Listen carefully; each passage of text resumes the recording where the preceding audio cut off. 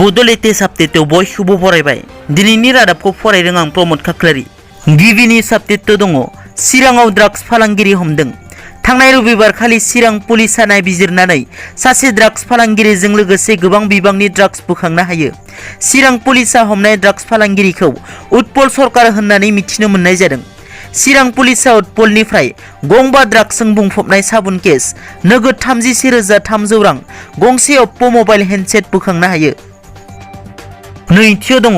आसाम प्रदेश कंग्रेसारि रिपुन बरानि बिबान एंगारनाय लाइजामखौ नेवसिदों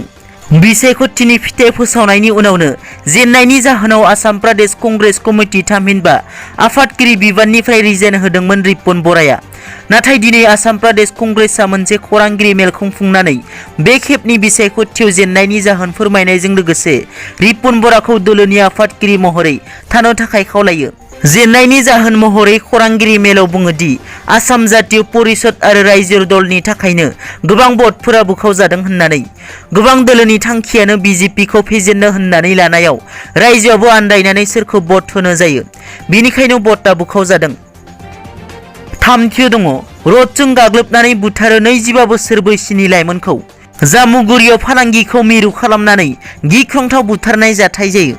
नरेन दास मुंनि सेंग्राया रडजों गाग्लोबनानै जायगायावनो बुथारो मुन्ना महातो मुंनि 25 बोसोर बैसोनि लाइमोनखौ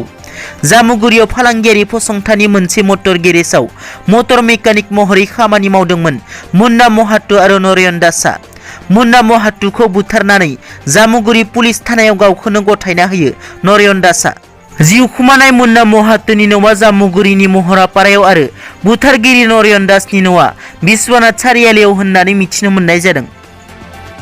ब्रैथियाव दङ प्रमोद बर'आ बुंदों जों UPPL निफ्राय मन्थ्रि बिगोन आसाम बिधानसभा बिसायख'थिनि फिथाइ फोसावनायनि उनाव BJP AGP आरो UPPL नि मित्र ज'ता देरहादोंब्लाबो सोर बिजाथिनो मा बिबान होनाय जागोन बियो दासिमबो थि जायाखै बेबादि समावनो BTR नि गाहाय खुंगिरि थामहिनबा UPPL दोलोनि आफादगिरि प्रमोद बर'आ खौरांगिरिनि सिगाङाव बुङो दि कभिडनि खैफोद समाव सासे गोख्रों बिजाथिया दैदेननायखौ लुबैयो जों UPPL निफ्राय मन्थ्रि बिगोन दोलोजों बिनि सायाव थाबैनो सावरायगोन होनना बुंथियो